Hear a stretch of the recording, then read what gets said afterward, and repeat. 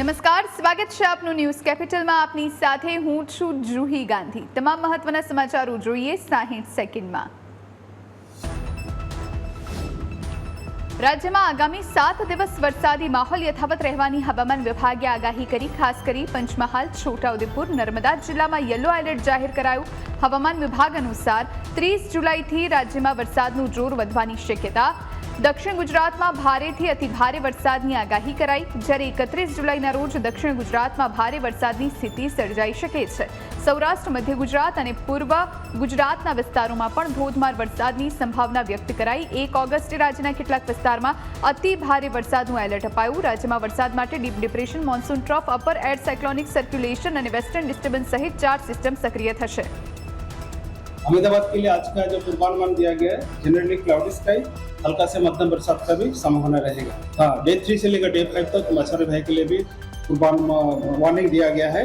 Squally weather के साथ जो स्पीड रहेगा 40 से 50 किलोमीटर प्रति घंटा, गास्टिंग टू 60 किलोमीटर प्रति घंटा. ये दक्षिण गुजरात के जो छोटे क्षेत्र है इसके लिए.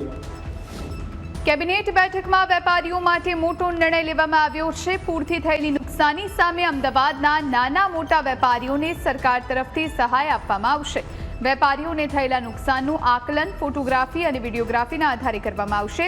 સુરતની જેમ જ અમદાવાદના અસરગ્રસ્ત વેપારીઓને પણ રાહત પેકેજનો લાભ મળશે. વેપારીઓની મુશ્કેલીઓને ન્યૂઝ કેપિટલે અગાઉ વાચા આપી હતી, જેના પગલે હવે સરકાર દ્વારા સહાય અંગે નિર્ણય લેવામાં આવ્યો છે. કેબિનેટમાં આ મોટો નિર્ણય કરાયો છે. વેપારીઓને પૂરથી થયેલી નુકસાનીનું ખાસ વળતર આપવામાં આવશે. બેઠકમાં જે સુરતનો ઠરાવ છે એ જ પ્રમાણે જે નુકસાન અમદાવાદમાં થયું છે એ વેપારીઓને પણ એ જ પ્રકારની સહાય કરવાનો નિર્ણય આજે મંત્રીમંડળની બેઠકમાં થયો છે. સ્થાનિક વહીવટીતંત્ર દ્વારા સ્થળના પ્રત્યક્ષ સર્વે, ફોટોગ્રાફી, વિડીયોગ્રાફીના આધારે પારદર્શી. રાજ્યમાં પડેલા ભારે વરસાદને કારણે અનેક જિલ્લાઓમાં જનજીવન અને ખેતીને ભારે અસર પહોંચી. સુરેન્દ્રનગર, ખેડા, બનાસકાંઠા અને મહેસાણા સહિતના વિસ્તારમાં પાણી ભરાવાની ગંભીર સમસ્યા સર્જાઈ. ખેડૂતો અનુસાર એરંડા, કપાસ અને ડાંગર જેવા પાકને ભારે નુકસાન થયું. ખેતરોમાં ધોવાણ થયું. ભારતીય કિસાન સંઘે આ સ્થિતિને માનવ સર્જિત આફત સમાન ગણાવી. સંઘનું કહેવું છે કે કુદરતી પાણીના વહેણમાં ઇન્ફ્રાસ્ટ્રક્ચરના અવરોધોના કારણે અનેક વિસ્તારમાં પાણી ભરાયા છે, જેને લઈ અને તુરંત સહાય કરવામાં આવે. ત્યાં પાણી ભરાયા છે, ત્યાં પાક નિષ્ફળ ગયો છે. એ પાક નિષ્ફળની સહાય, ખેડૂત ખુશ થાય એવી સહાય સરકાર ચૂકવે અને ખરેખર જેને નુકસાન થયું છે એને સરકાર સહાય. સાથે સાથે રાજ્યના મૃદુ અને મક્કમ મુખ્યમંત્રી વારે વારે કહેતા પણ હોય છે, જ્યારે અમારી પણ રૂબરૂ મુલાકાત થાય ત્યારે, કે સમસ્યાઓનું કાયમી સમાધાન. સુરેન્દ્રનગરમાં 765 કેવી વીજ લાઈન નાખવાની કામગીરીને લઈને ખેડૂતોમાં ભારે રોષ ભભૂકી ઉઠ્યો છે. પોતાના હકની માંગ સાથે ખેડૂતોએ એક વિશાળ મહારેલી કાઢીને તંત્ર સામે મોરચો માંડ્યો છે. આ મહારેલી સુરેન્દ્રનગરના મેળાના મેદાનથી શરૂ થઈને કલેક્ટર કચેરી સુધી યોજવામાં આવી. આ ઉગ્ર વિરોધ પ્રદર્શનમાં માત્ર જેતપર જ નહીં પરંતુ જિલ્લાના અનેક ગામોમાંથી મોટી સંખ્યામાં ખેડૂતો ઉમટી પડ્યા હતા. નોંધનીય છે કે આ રેલીમાં પુરુષોની સાથે સાથે મહિલા ખેડૂતોએ પણ વિશાળ સંખ્યામાં હાજરી આપીને પોતાનો અવાજ બુલંદ કર્યો હતો. ખેડૂતોનો મુખ્ય વિરોધ સરકાર દ્વારા બહાર પાડવામાં આવેલા નવા પરિપત્ર સામે છે. ખેડૂતોની સ્પષ્ટ માંગ છે કે તેમને તેમની જમીન અને નુકસાનીનું યોગ્ય વળતર મળવું જોઈએ. પોતાના હક અને યોગ્ય વળતરની ઉગ્ર માંગ સાથે આક્રોશિત ખેડૂતોએ જિલ્લા કલેક્ટર કચેરીએ પહોંચી એક આવેદનપત્ર પાઠવ્યું અને તેમની તમામ માંગણીઓ સત્વરે સ્વીકારવામાં આવે તેવી ખાસ રજૂઆત કરી છે. જામનગરમાં પશ્ચિમ ગુજરાત વીજ કંપની લિમિટેડની મોટી બેદરકારી સામે આવી છે. ચોમાસાની ઋતુ ચાલી રહી છે, તેમ છતાં પીજીવીસીએલ દ્વારા યોગ્ય પ્રી મોન્સૂન કામગીરી કરવામાં આવી નથી. શહેરના મુખ્ય માર્ગો અને વિવિધ વિસ્તારોમાં લોકોની સુરક્ષા માટે ટ્રાન્સફોર્મર અને સબસ્ટેશન ફરતે મૂકેલી કરોડો રૂપિયાની લોખંડની પ્રોટેક્શન ગ્રીલ તૂટી ગઈ. બધી જગ્યાએ જ્યાં ફેન્સિંગ છે ત્યાં સાફ સફાઈની કામગીરી માટે અમે અમારા સમયાંતરે માણસો મોકલતા રહીએ છીએ, પણ પવન અને બીજા ઘણા બધા કારણોસર અમુક વખતે લોકો પણ એમાં જઈને કચરો પોતાનો ઠાલવી આવતા હોય, એના હિસાબે કચરા એકઠા થઈ જતા હોય છે. આવી પરિસ્થિતિમાં અમે અલગથી માણસો મોકલી અને સમયાંતરે એની સફાઈ કરાવવાની કામગીરી કરી રહ્યા છે. જ્યાં ઝાડ ઝાંખરા થઈ ગયા છે ત્યાં પણ જ્યારે લાઈન મેન્ટેનન્સ માટે માણસો નીકળે ત્યારે એમને સૂચના આપીએ છીએ કે ત્યાંથી ઝાડ ઝાંખરા દૂર કરે, જેથી ફરીથી કોઈ પ્રાણી એ તરફ આકર્ષાય નહીં અને કોઈ એને અકસ્માતનો ભોગ ના બનવું પડે. ગુજરાત આયુર્વેદ યુનિવર્સિટીમાં પેપર લીકનો મામલો ગરમાયો છે. BAMS ત્રીજા વર્ષના શલ્યતંત્ર 1ના પેપર લીક થવાની આશંકા વ્યક્ત કરાઈ. ABVP દ્વારા મુદ્દે આવેદનપત્ર પાઠવી અને યુનિવર્સિટીના કુલપતિ સમક્ષ તપાસની માંગ કરવામાં આવી છે. આ સમગ્ર મામલે પારદર્શક તપાસ કરાવી દોષિતો સામે કડક કાર્યવાહી કરવા અને વિદ્યાર્થીઓને ન્યાય આપવાની માંગ ઉઠી છે. આયુર્વેદ યુનિવર્સિટીમાં પેપર લીકને લઈ અને હવે હલ્લાબોલ થઈ રહ્યો છે.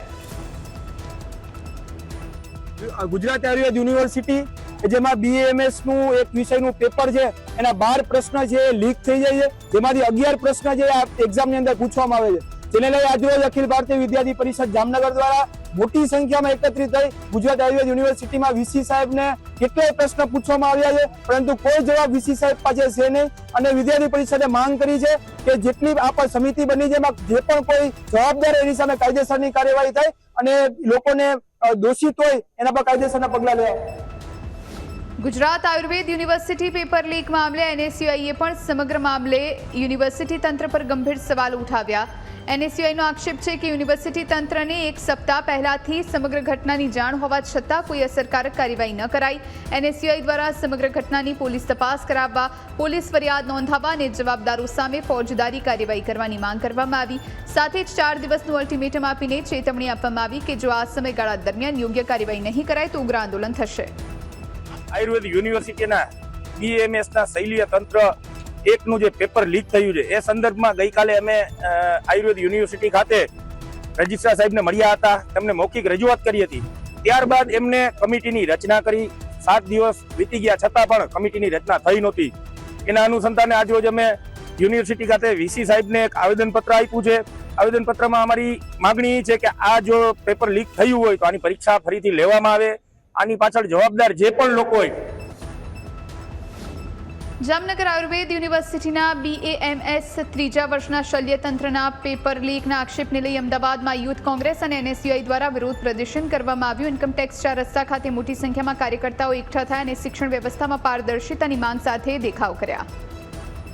તારીખના રોજ જ્યારે જામનગરની અંદર આ રીતે આયુર્વેદ BAMS નું એક પેપર લીક થાય છે ત્યારે અમારી સ્પષ્ટ માંગણી છે કે આ ખાલી પેપર લીક નથી થતા, પરંતુ આખી સરકાર લીકેજ છે. હવે આ સરકાર બદલવાનો વારો આવી ગયો છે. સરકાર ઉપર વિદ્યાર્થી યુવાનોને વિશ્વાસ ઉઠી ગયો છે. ત્યારે અમારો આજે આ વિરોધ પ્રદર્શન છે NSUI અને યુથ કોંગ્રેસ દ્વારા. અને આગામી દિવસમાં જ્યાંથી શિક્ષણ મંત્રી જે છે એમના પોતાના જિલ્લામાં જો એ પેપરની રક્ષા ના કરી શકતા હોય તો ગુજરાતની રક્ષા, ગુજરાતના વિદ્યાર્થી યુવાનોની શું રક્ષા કરી શકશે? ત્યારે અમારી ગુજરાતના શિક્ષણ મંત્રીનું પણ રાજીનામું માંગ. અમદાવાદની JJ યુનિવર્સિટીમાં પ્રવેશ મુદ્દે મોટો હોબાળો થયો. ATKT ક્લિયર કરનાર 500 જેટલા વિદ્યાર્થીઓને આગળના સેમેસ્ટરમાં પ્રમોટ ન કરવામાં આવતા વિવાદ થયો. આ મામલે ABVPના કાર્યકર્તાઓએ યુનિવર્સિટી કેમ્પસમાં ઉગ્ર દેખાવ કર્યા હતા. નવું સેમેસ્ટર શરૂ થયાને 1 મહિનો વીતી ગયો હોવા છતાં હજુ સુધી અનેક વિદ્યાર્થીઓને પ્રવેશ નથી મળ્યો. બીજી તરફ યુનિવર્સિટી તંત્રનો દાવો છે કે વિદ્યાર્થીઓમાં પ્રવેશના નિયમોને લઈ ગેરસમજ ફેલાઈ છે.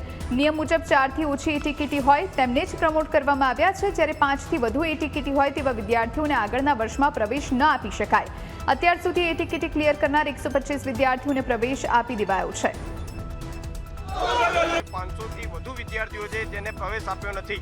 આજે અખિલ ભારતીય વિદ્યાર્થી પરિષદે સ્પષ્ટ માંગ કરી છે કે જે વિદ્યાર્થીઓ છે એમનું 1 મહિનાથી પણ વધારે એનો અભ્યાસક્રમ શરૂ થઈ ગયો છે એ અભ્યાસક્રમ ન બગડવામાં આવે અને ફરીથી રીશેડ્યુલ કરીને એક્ઝામ પણ એની અભ્યાસ પણ કરાવવામાં આવે એવી અખિલ ભારતીય વિદ્યાર્થી પરિષદે સ્પષ્ટ માંગ કરી છે. રિઝર્વેશન હટાવો આંદોલન એટલે કે RHA મૂવમેન્ટને લઈને પાટીદાર નેતા અલ્પેશ કથિરિયાની પ્રતિક્રિયા સામે આવી. સોશિયલ મીડિયા પર ચાલી રહેલા વિરોધના વિચારો સાથે કથિરિયાએ સહમતિ દર્શાવી અને અનામત નીતિમાં સુધારા તથા રિફોર્મની જરૂરિયાત પર ભાર મૂક્યો. કથિરિયાએ કહ્યું કે આઝાદીના 75 વર્ષ બાદ દેશમાં અનામત નીતિની સમીક્ષા કરવાની જરૂર છે. તેમણે દાવો કર્યો કે કેટલાક ટેલેન્ટેડ યુવાનો સિસ્ટમ બહાર થઈ રહ્યા છે અને જ્ઞાતિ આધારિત વ્યવસ્થાના કારણે નુકસાન થઈ રહ્યું છે. એ રીતનું છે કે સ્વાભાવિક છે કે દરેક લોકો, સંસ્થાઓ, સમાજો એને સમર્થન આપવાના છે અને આપવું પણ જોઈએ. પણ હજી એના લીડરો કોણ છે, એના મુદ્દા શું છે, એના વિચારો શું છે, કઈ રીતે પ્રોટેસ્ટ કરવા માગે છે પણ ખૂબ જરૂરી છે. એટલે હજી મને લાગે છે કે એમાં બહાર બધું આવશે, પછી એની લડાઈ ગ્રાઉન્ડ પર આવશે. અત્યારે માત્ર સોશિયલ મીડિયા પર લડાઈ છે. અનામતની નીતિની ખૂબ ગહેરાઈથી, ઊંડાઈથી અને સાથોસાથ સંવેદનશીલતા સાથે એની ચર્ચા થવી જોઈએ અને એની સંપૂર્ણ સમીક્ષા પણ થવી જોઈએ. રાજકોટ શહેરમાંથી એક અત્યંત હચમચાવી દે તેવી કરુણ ઘટના બની. શહેરના સાધુ વાસવાણી રોડ પર રહેતા એક જ પરિવારના 3 સભ્યોએ ઝેરી દવા ગટગટાવી સામૂહિક આત્મહત્યા કરી.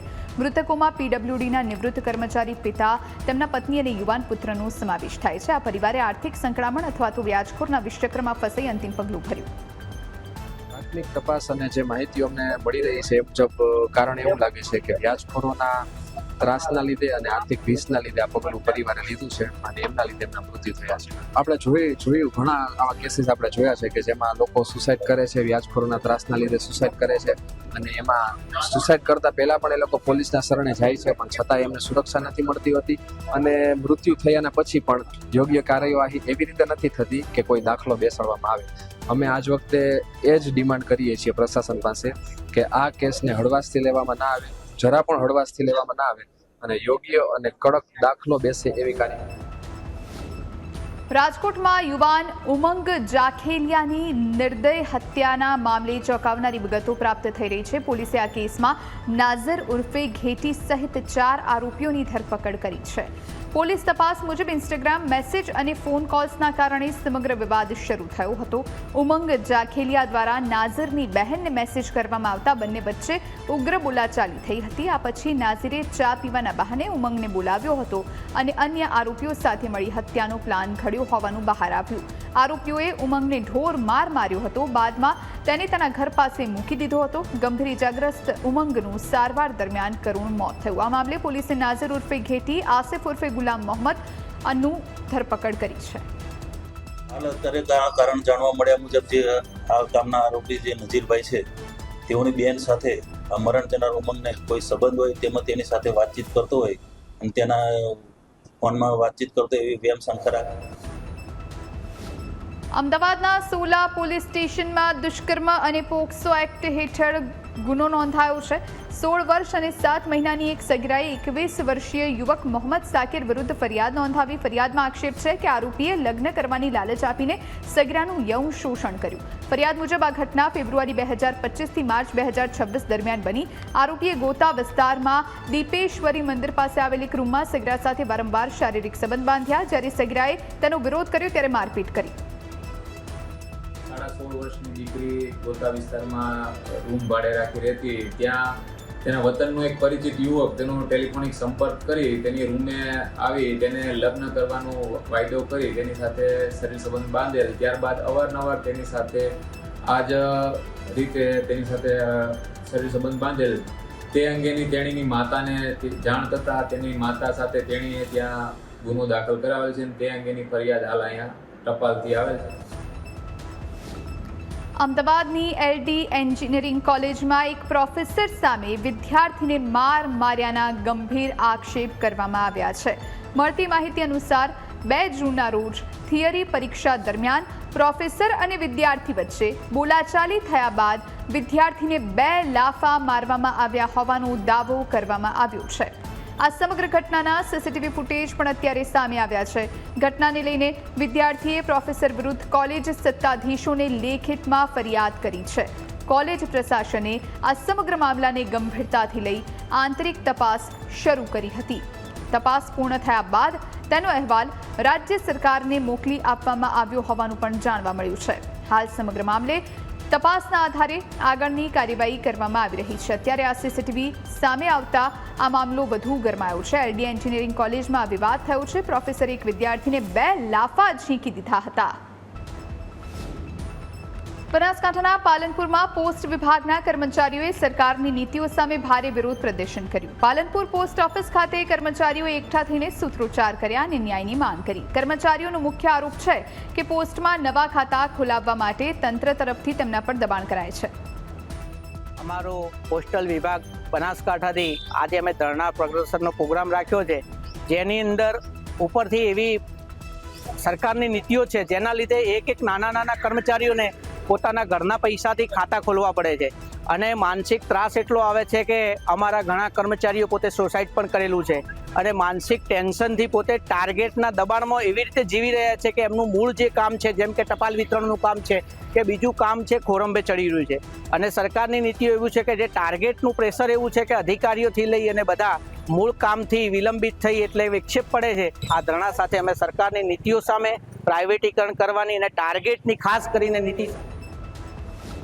મહીસાગર જિલ્લાના બાલાસિનોરમાં આવેલી મૌર્યા એન્વાયર પ્રોજેક્ટને ગુજરાત પ્રદૂષણ નિયંત્રણ બોર્ડ એટલે કે જીપીસીબી દ્વારા મોટો ઝટકો લાગ્યો. નિયમોના ભંગ બદલ જીપીસીબીએ પ્લાન્ટને ક્લોઝર નોટિસ ફટકારી દીધી છે અને નવા કેમિકલ વેસ્ટ સ્વીકારવા પર તાત્કાલિક પ્રતિબંધ મૂક્યો છે. તપાસ દરમિયાન પ્રદૂષિત પાણીમાં CODનું પ્રમાણ નિર્ધારિત મર્યાદા કરતાં વધુ હોવાનું સામે આવ્યું છે. આ ઉપરાંત ડમ્પિંગ સાઇટનું વીજ કનેક્શન તાત્કાલિક કાપી નાખવાના પણ આદેશ આપવામાં આવ્યા છે. નિયમોના ઉલ્લંઘન બદલ પ્લાન્ટ પર 50 લાખ રૂપિયાનો દંડ પણ ફટકારવામાં આવ્યો. જીપીસીબીએ સંચાલકોને 15 દિવસની અંદર TSDF સેલનો સુરક્ષા અહેવાલ રજૂ કરવા માટે જણાવ્યું છે. સાથે જ સ્પષ્ટ ચેતવણી આપવામાં આવી છે કે જો નિયત સમય મર્યાદામાં નિયમોનું પાલન નહીં થાય તો વધુ કડક કાનૂની કાર્યવાહી હાથ ધરવામાં આવશે. મૌર્યા એન્વાયર પ્રોજેક્ટને અત્યારે ઝટકો લાગ્યો છે.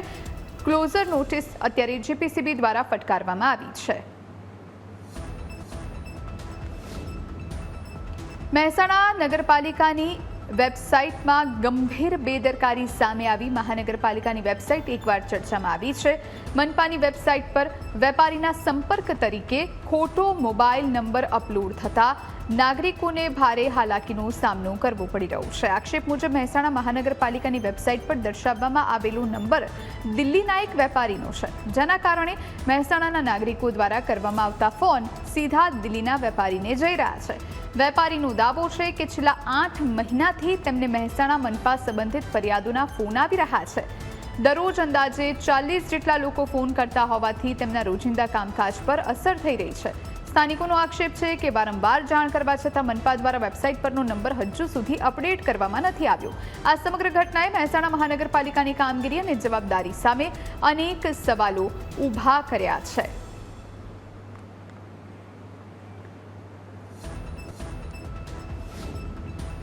સુરતના ખટોદરા વિસ્તારમાં આવેલી સરકારી શાળામાં ગંભીર બેદરકારીનો આક્ષેપ સામે આવ્યો છે.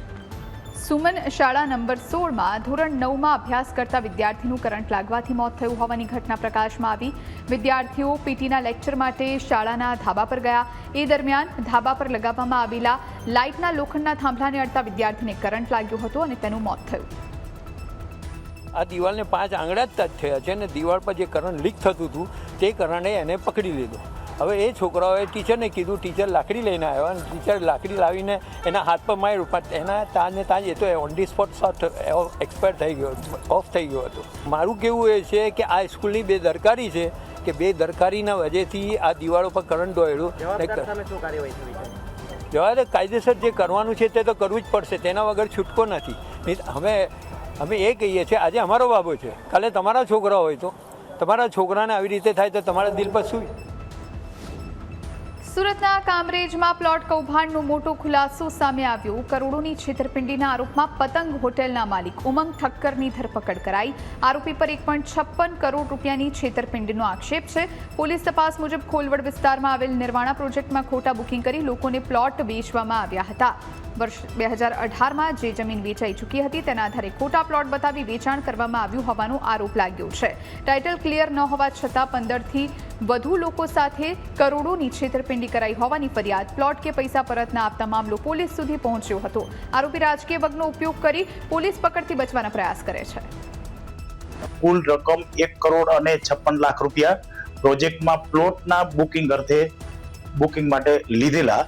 તે પૈસા પણ એમને ફરિયાદીઓને પરત ન આપી, પ્લોટ પણ ન આપી, જે બાબતે ફરિયાદી શ્રીએ કામરેજ પોલીસ સ્ટેશનમાં ફરિયાદ કરતા આ ઉમંગ હરિભાઈ ઠક્કર નાઓને ધોરણસર અટક. સુરતના આંતરરાષ્ટ્રીય એરપોર્ટ પર સુરક્ષા વ્યવસ્થાને લઈને ગંભીર બેદરકારી સામે આવી છે. એરપોર્ટના પાર્કિંગ અને પિકઅપ ડ્રોપ ઝોનમાં રાત્રિના સમયે અચાનક એક ગાય ઘૂસી આવતા મુસાફરોમાં ભારે ગભરાટ ફેલાયો હતો. વાયરલ વિડીયોમાં ગાય એરપોર્ટના મુખ્ય માર્ગ પર દોડતી જોવા મળે છે, જેના કારણે વાહન ચાલકો અને મુસાફરો માટે અકસ્માતનું જોખમ ઊભું થયું હતું. આંતરરાષ્ટ્રીય કક્ષાના એરપોર્ટમાં આવી ઘટના બનતા સુરક્ષા વ્યવસ્થા સામે અનેક સવાલો ઊભા થયા. કેટલ ગાર્ડની વ્યવસ્થા હોવા છતાં રખડતું પશુ એરપોર્ટ પરિસરમાં કેવી રીતે પ્રવેશ્યું તે અંગે પણ અનેક સવાલો ઉઠી રહ્યા છે. ઘટનાની જાણ થતાં જ એરપોર્ટ પ્રશાસન અને સંબંધિત ટીમે તાત્કાલિક કાર્યવાહી કરી ગાયને એરપોર્ટ પરિસરની બહાર કાઢી હતી. ઘટના બાદ તંત્રએ સુરક્ષા એજન્સીઓને પ્રવેશદ્વારો પર વધુ કડક દેખરેખ રાખવા અને આવી ઘટના ફરી ન બને તે માટે જરૂરી પગલાં લેવા માટે સૂચના આપી હતી.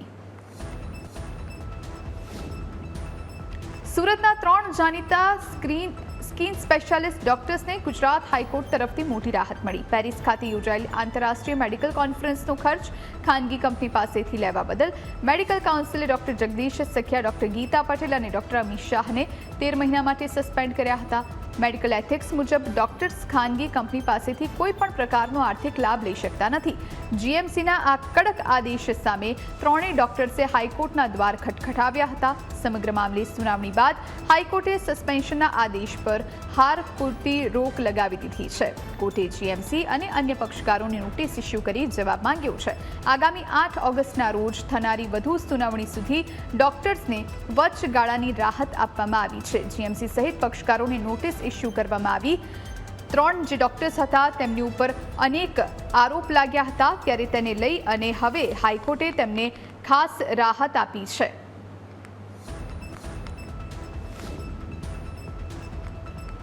ગાંધીનગરમાં ગુજરાતમાં નિર્મિત નવી ઇલેક્ટ્રિક બાઇકનું મુખ્યમંત્રીના હસ્તે લોન્ચિંગ કરવામાં આવ્યું.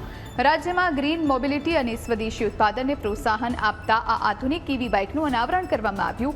નવી બેટરી સંચાલિત બાઇક એક વખત સંપૂર્ણ ચાર્જ થયા બાદ અંદાજે 250 કિલોમીટર સુધીની રેન્જ આપવાનો દાવો કરવામાં આવ્યો છે.